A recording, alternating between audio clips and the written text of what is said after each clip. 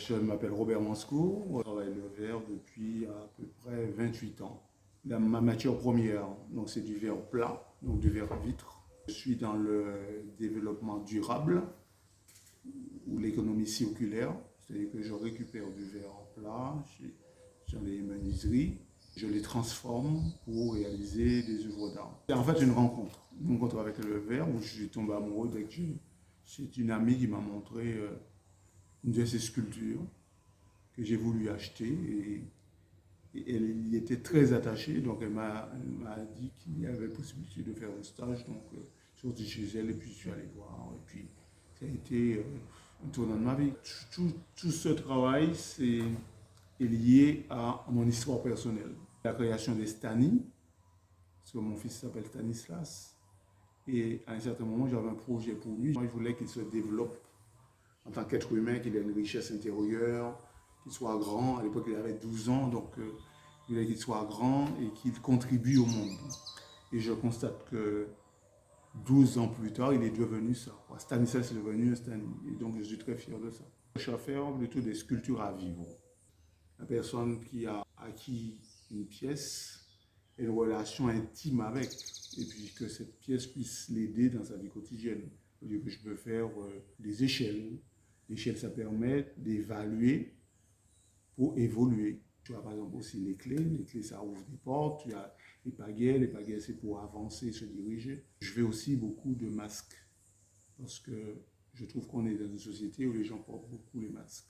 Donc le travail, je pense, d'une vie, c'est d'enlever les masques, enlever le masque sur soi, voilà, pour être libre. Figurine, en fait, s'appelle, le nom, c'est pas moi qui ai trouvé le nom, c'est quelqu'un qui m'a dit un jour, j'ai fait un Roby.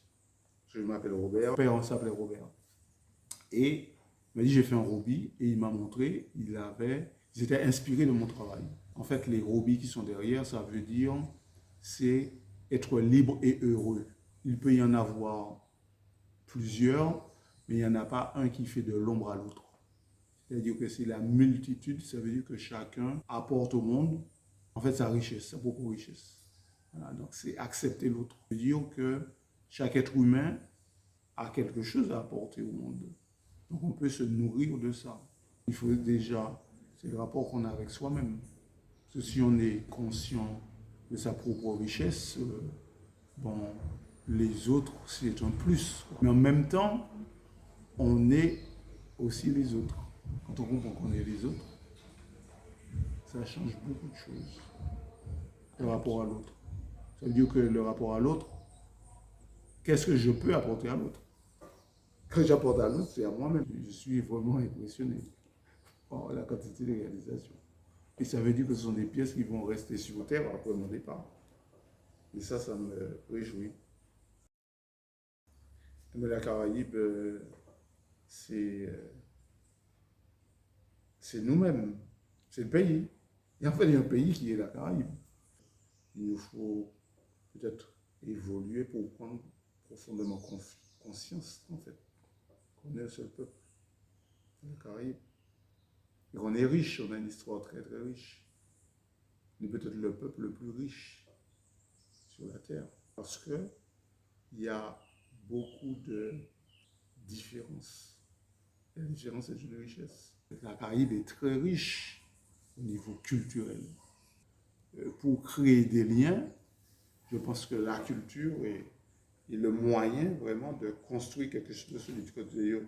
D'ailleurs, quand on fait des échanges, ce sont beaucoup d'échanges culturels.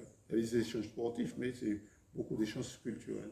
L'échange culturel a la faculté d'ouvrir le cœur.